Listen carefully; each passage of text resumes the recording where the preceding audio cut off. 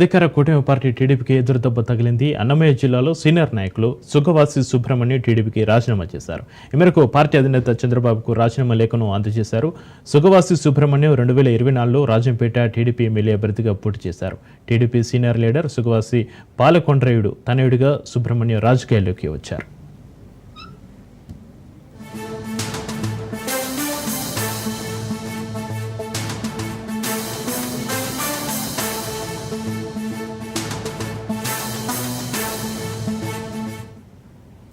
తన రాజీనామా సందర్భంగా సుగవాసి సుబ్రహ్మణ్యం పార్టీ నేతలపై సంచలన ఆరోపణలు చేశారు. పార్టీలో సముచిత స్థానం ఇవ్వడం లేదని, మహానాడులో పాలకొండ్రాయుడికి నివాళులు సక్రమంగా అర్పించలేదని మండిపడ్డారు. మంత్రి రాంప్రసాద్ రెడ్డి తమను తొక్కిస్తున్నాడని గతంలో బహిరంగంగా సుబ్రహ్మణ్యం విమర్శలు చేశారు.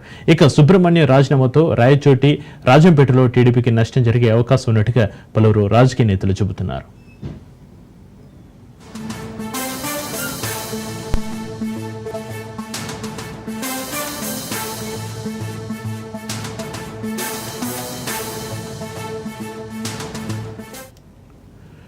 బ్రేకింగ్ న్యూస్ చూస్తున్నాం. ఏపీలో అధికార కూటమి పార్టీ టీడీపీకి ఎదురుదెబ్బ తగిలింది.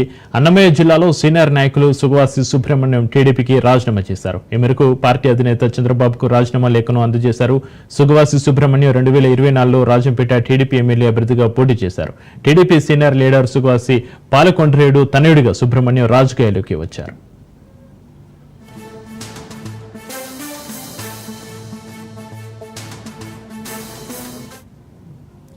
తన రాజీనామా సందర్భంగా సుగవాసి సుబ్రహ్మణ్యం పార్టీ నేతలపై సంచలన ఆరోపణలు చేశారు. పార్టీలో సముచిత స్థానం ఇవ్వడం లేదని, మహానాడులో పాలకొండ్రేయుడికి నివాళులు సక్రమంగా అర్పించలేదని మండిపడ్డారు. మంత్రి రాంప్రసాద్ రెడ్డి తమను తొక్కిస్తున్నాడని గతంలో బహిరంగంగా సుబ్రహ్మణ్యం విమర్శలు చేశారు. ఇక సుబ్రహ్మణ్యం రాజీనామాతో రాయచోటి, రాజంపేటలో టీడీపీకి నష్టం జరిగే అవకాశం ఉన్నట్టుగా పలువురు రాజకీయ నేతలు చెబుతున్నారు.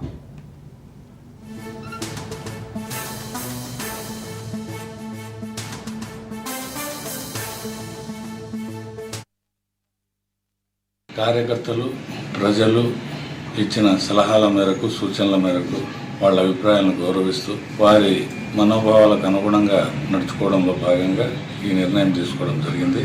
భవిష్యత్తులో ప్రజాస్వామ్య పద్ధతుల్లోనే రాజకీయంగా ప్రజలకు మేలు చేసేదానికి, నా చివరి క్షణం వరకు ప్రజల కోసం తోడ్పాటు అందించేదానికి నేను రాజకీయాల్లో కొనసాగుతాను, ప్రజాసేవ చేస్తాను.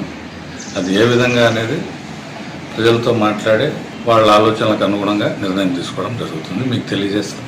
ఈరోజు ఉదయం పార్టీ జాతీయ అధ్యక్షుడు నేను దాదాపుగా ఒక 5-6 నెలల నుంచి అందరి అభిప్రాయాలు తీసుకోవడం జరిగింది.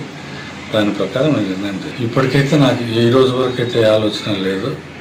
భవిష్యత్తులో ప్రజల సూచనలను బట్టి తీసుకునే నిర్ణయం మీకు తెలియజేసి తీసుకోవడం జరుగుతుంది.